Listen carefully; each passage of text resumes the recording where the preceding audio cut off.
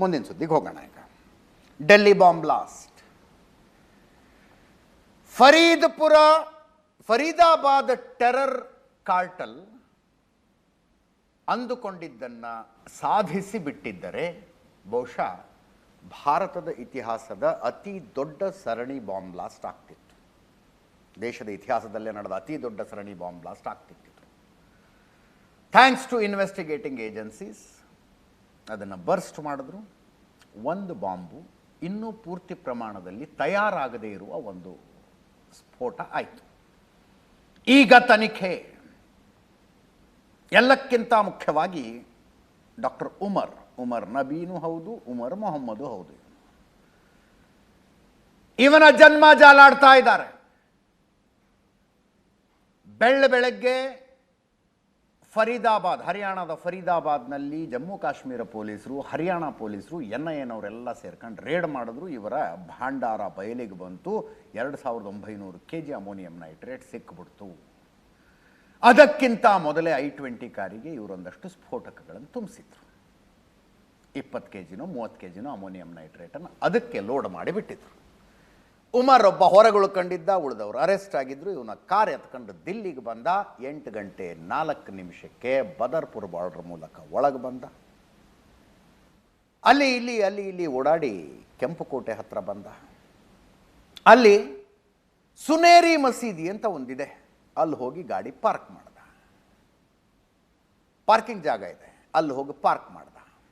ಅಲ್ಲಿಂದ ಆಸಫ್ ಅಲಿ ರಸ್ತೆ ಅಂತ ಒಂದು ರೋಡ್ ಇದೆ, ಆ ರೋಡ್ನಲ್ಲಿ ಒಂದು ಮಸೀದಿ ಇದೆ, ಆ ಮಸೀದಿಗೆ ಹೋದ. ಅಲ್ಲಿ ನಮಾಜ್ ಮಾಡ್ದ. ಅದೇ ಪ್ರದೇಶದಲ್ಲಿ ಒಟ್ಟು 3 ತಾಸು ಇವನು ಓಡಾಡ್ಕೊಂಡಿದ್ದ. 3 ತಾಸು ಓಡಾಡ್ಕೊಂಡಿದ್ದ. NIAದವರ ಕುತೂಹಲ ಅನ್ನೋದಕ್ಕಿಂತ ಅದು ಪತ್ತೆ ಹಚ್ಚಲೇಬೇಕಾದಂಥ ಅನಿವಾರ್ಯತೆ.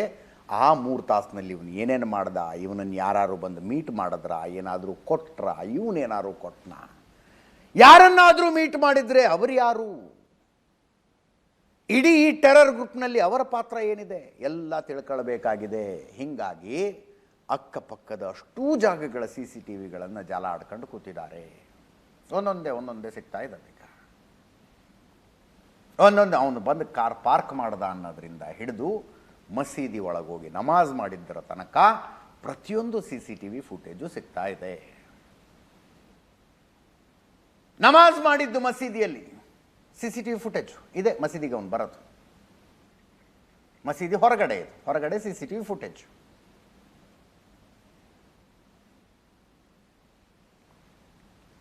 ಇವನೇ doctor Umar Nabi alias doctor Umar Mohammad. Sunehri Masjid ಜಾಗದಲ್ಲಿ ಕಾರ್ ಪಾರ್ಕ್ ಮಾಡಿ ಬಂದಿರ್ತಾನೆ. ಇಲ್ಲಿಗೆ ಬರುವಾಗ ಆಸಫ್ ಅಲಿ ರೋಡ್ನ ಮಸೀದಿಗೆ ಹೋಗಿ ನಮಾಜ್ ಮಾಡ್ತಾನೆ. ಇದು ಆಸಫ್ ಅಲಿ ರೋಡ್ನ ಮಸೀದಿಯ ಹೊರಗಡೆ ಇರುವ CC ಕ್ಯಾಮೆರಾದಲ್ಲಿ ರೆಕಾರ್ಡ್ ಆಗಿರುವ ದೃಶ್ಯ. ಇದಾಗಿ ಸ್ವಲ್ಪ ಹೊತ್ತಿನಲ್ಲಿ ಬಾಂಬ್ ಬ್ಲಾಸ್ಟ್ ಆಗಿ ಈತ ಛಿದ್ರ ಆಗಿ ಹೋಗ್ಬಿಟ್ಟ.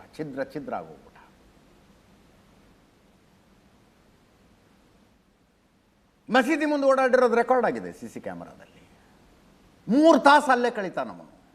NIAದವ್ರಿಗೆ ಸುಮ್ಮನೆ 3 ತಾಸು ಅಲ್ಲಿ ಕಳೆದಿರೋದಿಲ್ಲ ಅಂತ. ಇದು ಮಸೀದಿಯ ಒಳಗಿಂದ CC ಕ್ಯಾಮೆರಾ ಇದು.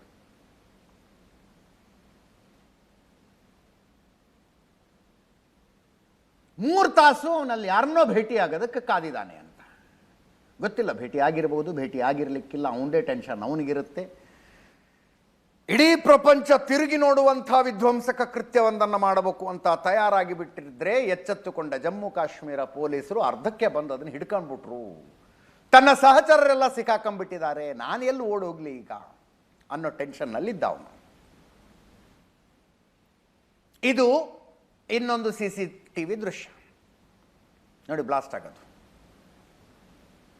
6:51 6:52 ಸುಮಾರಿಗೆ ಮೆಟ್ರೋ ಸ್ಟೇಷನ್ನಿನ ಸಿಗ್ನಲ್ನಲ್ಲಿ ಬ್ಲಾಸ್ಟ್ ಆಯಿತು.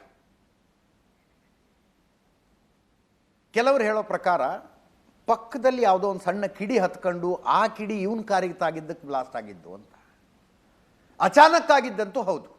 ಇದು ಉದ್ದೇಶಪೂರ್ವಕವಾಗಿ ಅವನು ಇನ್ನೇನು ಬಂದಲ್ಲ, ಇನ್ನು ಅಲ್ಲಾಹು ಅಕ್ಬರ್ ಅನ್ಕೊಂಡೇನು ಬ್ಲಾಸ್ಟ್ ಮಾಡ್ಕೊಂಡಿದ್ದಲ್ಲ. ಅದನ್ನು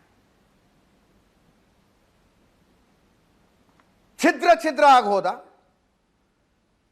ಏನು ಬ್ಲಾಸ್ಟ್ ಆದಂಥ I-20 ಕಾರ್ನಲ್ಲಿ ಮಾಂಸದ ತುಣುಕುಗಳು ಬಿದ್ದಿರ್ತಾವಲ್ಲ, ಆ ತುಣುಕುಗಳನ್ನು ತಗೊಂಡು ಬಂದು ಈತನ ತಾಯಿಯ ರಕ್ತ ತಗೊಂಡು ಬಂದು DNA ಮ್ಯಾಚ್ ಮಾಡಿ ನೋಡಿದ್ರು, ಮ್ಯಾಚ್ ಆಗಿದೆ. ಅಂದರೆ ಸತ್ತವನು ಇದೇ ಪುಣ್ಯಾತ್ಮ ಅಂತ. ಡಾಕ್ಟರ್ ಉಮರ್ ಮೊಹಮ್ಮದ್ ಇವನೇ ಸತ್ತವನು. DNA ಮ್ಯಾಚ್ ಆಗಿದೆ.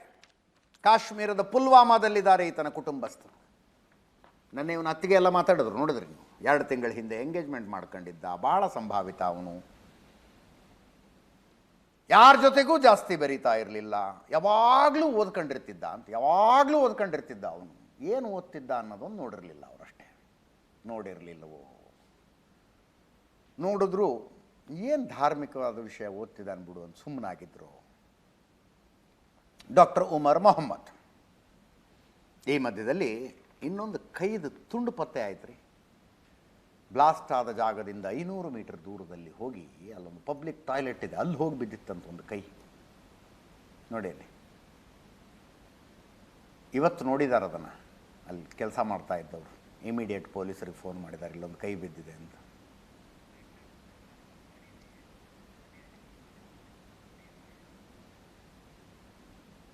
ಈ I-20 ಏನು ಬ್ಲಾಸ್ಟ್ ಆಯ್ತಲ್ಲ, ಅದರ ಮುಂದುಗಡೆ ಇದ್ದಂಥ ಕಾರು ಬ್ಲಾಸ್ಟಿನ ಹೊಡೆತಕ್ಕೆ ಅದು ಒಳಗಿದ್ದವ್ರು ಏನಾದರೂ ಅಂದರೆ ಅದರ ಒಳಗಡೆ ಒಂದು ಕಾಲು ಸಿಕ್ಕೊಂಡಿತ್ತು, ಕಾಲು.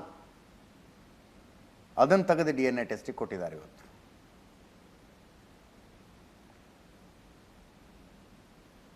ಮುಂಬೈ ಟೆರರ್ ಅಟ್ಯಾಕ್ ಟೈಮ್ನಲ್ಲಿ ನಾನು ಕವರೇಜಿಗೆ ಹೋದಾಗ ಇಂಥದ್ದೇ ಒಂದು ಘಟನೆ ನೋಡಿದ್ದೆ. ಅದನ್ನು 10 ಜನ ಬಂದ್ರಲ್ಲ ಕರಾಚಿಯಿಂದ.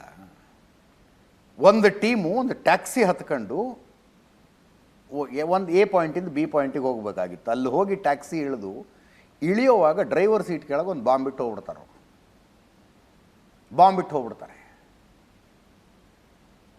ಆ ಟ್ಯಾಕ್ಸಿ ಡ್ರೈವರ್ ಪಾಪ ಏನು ಗೊತ್ತ ಅವನಿಗೆ, ಎಲ್ಲೋ ಹೇಳಿದ್ರು, ಬಿಟ್ಟ, ದುಡ್ಡು ತಗೊಂಡ, ಮುಂದೆ ಹೋದ. ಇನ್ನೊಬ್ಬರು ಯಾರೋ ಕೈ ಮಾಡಿದ್ರು, ಅವ್ರನ್ನ ಹತ್ತಿಸ್ಕೊಂಡು ಅವ್ನು ತಗೊಂಡು ಹೊಂಟಿದ್ದ. ಅದನ್ನು ಬಾಂಬ್ ಬ್ಲಾಸ್ಟು ಆ ಕಾರ್ನಲ್ಲಿ ಅದು ಹೆಂಗಾಯಿತು ಅಂದರೆ, ಹಿಂದ್ಗಡೆ ಕೂತ್ಕೊಂಡಿದ್ದ ಪ್ಯಾಸೆಂಜರ್ದು ರುಂಡ ಸಿಡಿದು ಹೊಡೆತಕ್ಕೆ ರುಂಡ ಹಾರಿ ಒಂದು 100 ಮೀಟರ್ ದೂರದಲ್ಲಿ ಒಂದು ರೆಸ್ಟೋರೆಂಟ್ ಇತ್ತು. ಅಲ್ಲೊಂದು ಹುಡುಗ ಹುಡುಗಿ ಊಟಕ್ಕೆ ಕೂತ್ಕೊಂಡಿದ್ರಿ ಟೇಬಲ್ ಮೇಲೆ. ಒಂದು ಏನೋ ಢಮ್ ಅಂತ ಶಬ್ದ ಬಂತು. ಏನು ಶಬ್ದ ಅನ್ನೋ ಅಷ್ಟರಲ್ಲಿ ಕಿಟಕಿಯಿಂದ ಬಂದು ರುಂಡ ಅವ್ರ ಟೇಬಲ್ ಮೇಲೆ ಬಿತ್ತಂತೆ. ಪ್ರತ್ಯಕ್ಷದರ್ಶಿಗಳು ಹೇಳಿದ್ರು ನನಗದನ್ನು. ಆಗ್ತವೆ ಹಿಂಗೆ. ಇದು ನೋಡಿ, 500 ಮೀಟರ್ ದೂರಕ್ಕೆ ಹೋಗಿ ಬಿದ್ದಿದೆ ಕೈ. ಜಸ್ಟ್ ಇಮ್ಯಾಜಿನ್, ಆ ಅಮೋನಿಯಂ ನೈಟ್ರೇಟನ್ನು ಪೂರ್ಣ ಪ್ರಮಾಣದ IED ಆಗಿ ಇವರು ಪರಿವರ್ತಿಸಿದ್ದರೆ, ಪರಿವರ್ತಿಸಿದ IED ಇಲ್ಲಿ ಬ್ಲಾಸ್ಟ್ ಆಗಿಬಿಟ್ಟಿದ್ರೆ ಏನಾಗ್ತಿತ್ತು ಅಂತ. ಏನಾಗ್ತಿತ್ತು? ಹೋಗಲಿ, ಸುನೇರಿ ಮಸೀದಿಯ ಪಾರ್ಕಿಂಗ್ನಲ್ಲಿ ಗಾಡಿ ನಿಲ್ಲಿಸಿದ್ನಲ್ಲ ಅವನು, ಅಲ್ಲೇ ಬ್ಲಾಸ್ಟ್ ಆಗಿಬಿಟ್ಟಿದ್ರೆ ಫಸ್ಟ್ 3 ದಿವಸ ಏನು ಚರ್ಚೆ ಆಗ್ತಿತ್ತು ಹೇಳಿ? ಇಸ್ಲಾಮಿಕ್ ಭಯೋತ್ಪಾದಕರಾಗಿದ್ದರೆ ಮಸೀದಿಯಲ್ಲಿ ಯಾಕೆ ಬ್ಲಾಸ್ಟ್ ಮಾಡ್ತಾರೆ, ಇದೇ ಚರ್ಚೆ 3 ದಿವಸ ನಡ್ಕೊಂಡು ಹೋಗ್ತಿತ್ತು. ಆಮೇಲೆ ಸತ್ಯ ಹೊರಗೆ ಬರ್ತಿತ್ತು, ಆ ಮಾತು ಬೇರೆ.